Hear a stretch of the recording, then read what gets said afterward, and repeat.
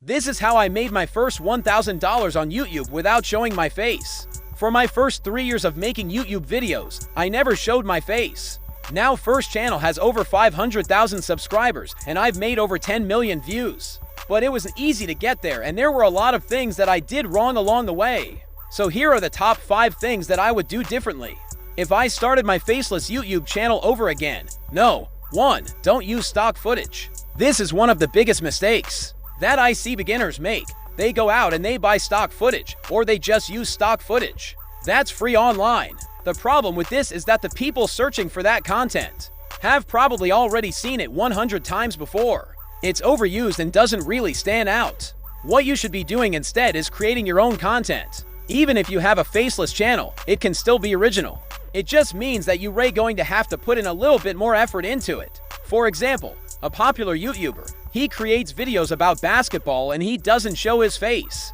And every single video he goes out and films these clips of him playing basketball in the snow, in the rain, doing all sorts of stuff. And he puts in a ton of effort to make sure that his content stands out. Number 2, don't try to fake a British accent. Okay.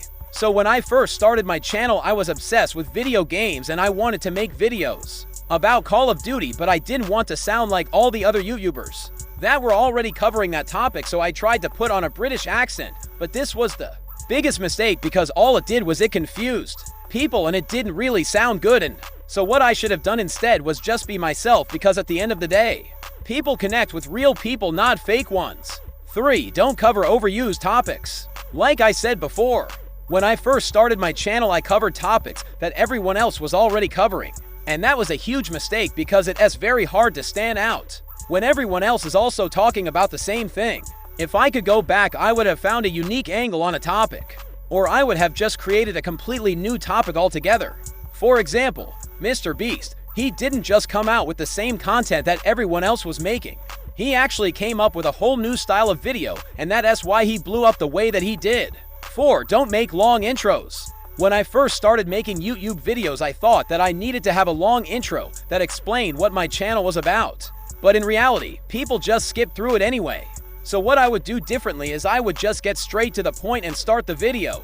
People can always skip back if they need to, but I wouldn't make it a long, drawn-out intro. And no. 5. Don't upload too much. One of the biggest mistakes that I see beginners make is that they upload too much. They think that if they upload a video every single day, then they're gonna blow up. But that's not actually true. Take a look at some of the most successful channels on YouTube. They don't upload that often.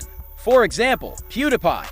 He only uploads once a week and sometimes he even takes weeks off in between videos. The reason why he is still the biggest YouTuber on the platform is because he focuses on quality over quantity. And that's something that I wish I would have done when I first started my channel.